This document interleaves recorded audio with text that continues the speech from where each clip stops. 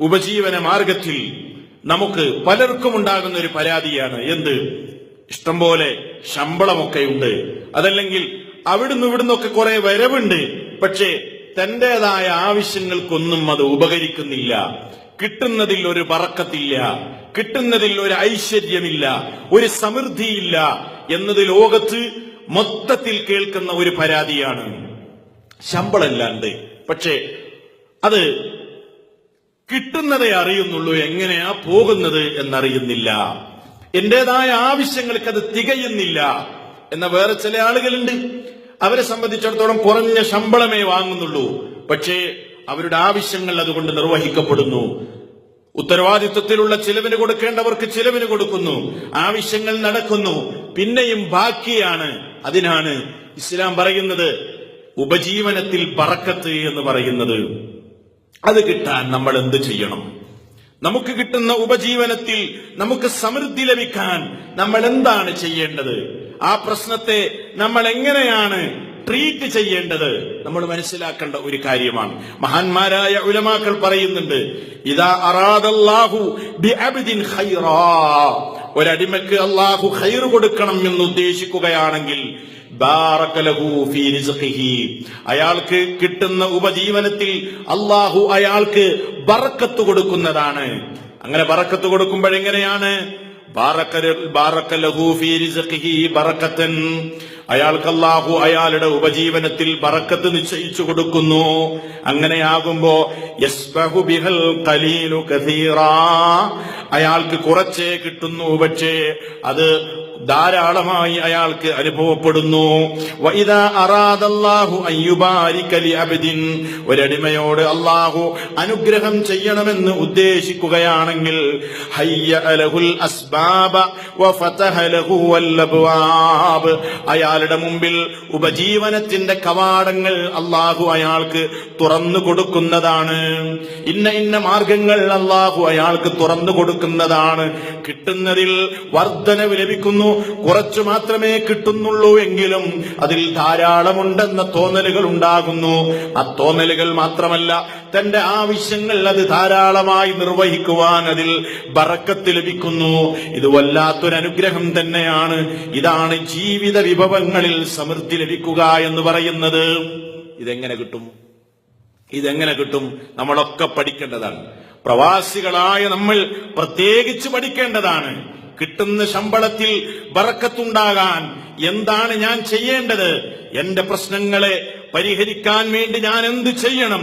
ഇസ്ലാം അതിനൊന്നാമത്തെ ചികിത്സ എന്ന നിലക്ക് അല്ലാഹുവിന്റെ ബറക്കത്ത് ലഭിക്കണമെങ്കിൽ ഇസ്ലാം പഠിപ്പിക്കുന്ന ഒന്നാമത്തെ മാർഗം തഖ്വല്ലാഹ്, അല്ലാഹുവിനെ സൂക്ഷിച്ച് ജീവിക്കുക എന്നത് തന്നെയാണ്.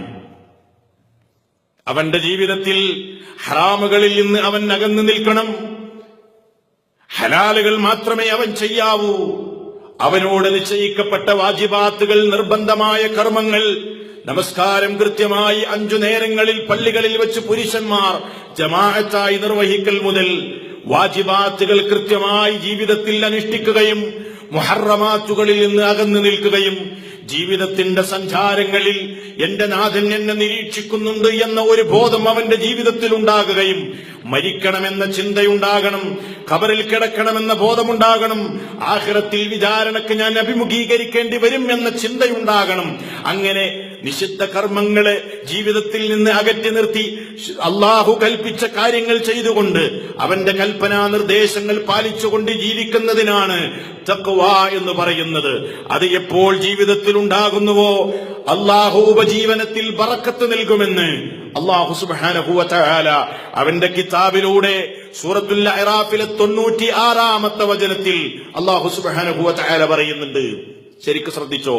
അള്ളാഹു പറയാണ്, ഒരു നാട്ടുകാർക്ക് ദാരിദ്ര്യമുണ്ടാകാനും അവരെ നശിപ്പിക്കുവാനുമുള്ള കാരണം അള്ളാഹു പറഞ്ഞപ്പോ അല്ല ഇങ്ങനെയാണ് പറഞ്ഞത്. ഒരു നാട്ടുകാർക്ക് ദാരിദ്ര്യം വരാനുള്ള കാരണം അവരല്ലാഹു പിടിച്ച് ശിക്ഷിച്ചതിന്റെ കാരണം പറയുകയാണ് അല്ലാഹു. എന്താണ് അവരെ ശിക്ഷിക്കാനുണ്ടായ കാരണം?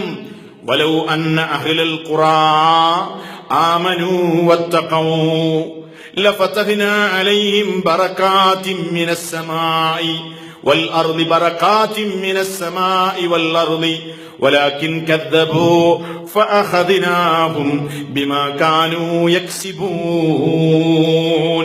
അല്ലാഹു സുബ്ഹാനഹു വ തആല പറയുന്നു, ആ നാട്ടുകാരെങ്ങാനും വിശ്വസിക്കുകയും അല്ലാഹുവിൽ സൂക്ഷ്മത പുലർത്തുകയും ചെയ്തിരുന്നുവെങ്കിൽ ലഫതഹ്നാ അലൈഹിം ബറകാതിൻ മിനസ് സമാഇ വൽ അർദ്, വാനലോകത്തു നിന്നും ഭൂമിയിൽ നിന്നും അവർക്ക് അനുഗ്രഹത്തിന്റെ കവാടങ്ങൾ തുറന്നു കൊടുക്കുമായിരുന്നു. ശരിക്കും മനസ്സിലാക്കണം. അല്ലാഹു പറയാണ്, എന്താ അല്ലാഹു പറഞ്ഞത്?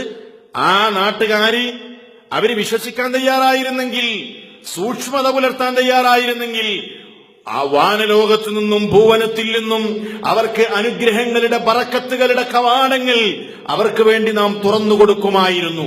പക്ഷേ വലാകിൻ കദ്ദബൂ, അവർ പ്രവാചകന്മാരെ നിഷേധിച്ചു തള്ളി വ്യാജമാക്കി എന്ന് മാത്രമല്ല, അപ്പോൾ പ്രവാചകന്മാരെ നിഷേധിച്ചപ്പോൾ ഫഅഖദ്നാഹും, അവരെ നാം പിടിച്ച് ശിക്ഷിച്ചു, ബിമാ കാനൂ യക്സിബൂൻ, അവരുടെ പ്രവർത്തനങ്ങളുടെ ഫലമായി എന്ന് അല്ലാഹു സുബ്ഹാനഹു വ തആല പറയുന്നു. അപ്പോ തഖ്വ വേണം, അതല്ലാതെ പരാതിപ്പെട്ടിട്ട് കാര്യമില്ല. പക്ഷേ ഇബ്ലീസ് സമ്മതിക്കൂല, ശൈത്താൻ സമ്മതിക്കൂല. മതത്തിന്റെ ചട്ടക്കൂട്ടിൽ നിന്നാൽ പണമുണ്ടാക്കാൻ കഴിയില്ല എന്ന ദുഷിച്ച ചിന്താഗതി എപ്പോഴും പിശാച് അവന്റെ അനുയായികളുടെ മനസ്സിൽ, മനുഷ്യരുടെ മനസ്സിലിട്ട് കൊടുക്കും. അല്ലേ? 90% ആളുകൾ ഇങ്ങനെയാണ്, കുറച്ചൊന്ന് കണ്ണു ചിമ്മാഞ്ഞാൽ കാര്യം നടക്കൂല എന്ന് ചിന്തിക്കുന്നവരാണ് ഭൂരിപക്ഷം ആളുകളും. പള്ളിയിൽ വരുമ്പോ ദീനുണ്ട്, പക്ഷേ തന്റെ കടയിലെത്തിയാൽ ഇസ്ലാമിന്റേതായ മുഴുവൻ ചട്ടക്കൂടുകളും ലംഘിച്ചുകൊണ്ട്, നിയമങ്ങൾ ലംഘിച്ചുകൊണ്ട് ജീവിക്കുന്നവരെ നമുക്ക് കാണാൻ കഴിയും.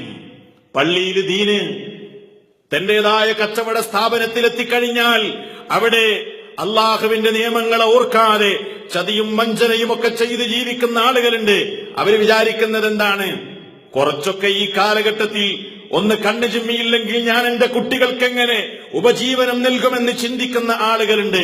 അങ്ങനെ കച്ചവട മേഖലയിൽ ചതിയും വഞ്ചനയും ചെയ്യുന്നവർ, ജോലി ചെയ്യുന്നവരാണെങ്കിൽ തന്റെ മേലുദ്യോഗസ്ഥരുടെ മുമ്പിൽ വഞ്ചന ചെയ്യുന്നവർ, അല്ലേ? ഒക്കെ ഇന്ന് ആധുനിക ലോകത്ത് നമുക്ക് കാണാൻ കഴിയുന്നു. സുലഭമാണ്. നമ്മളെങ്ങാനും വിചാരിക്കുന്നുണ്ടോ നമുക്ക് കിട്ടുന്ന റിസ്ക്കിൽ എന്നെങ്കിലും നമുക്ക് ബറക്കത്തുണ്ടാകുമെന്ന്? ഒരിക്കലും വിചാരിക്കേണ്ടതില്ല.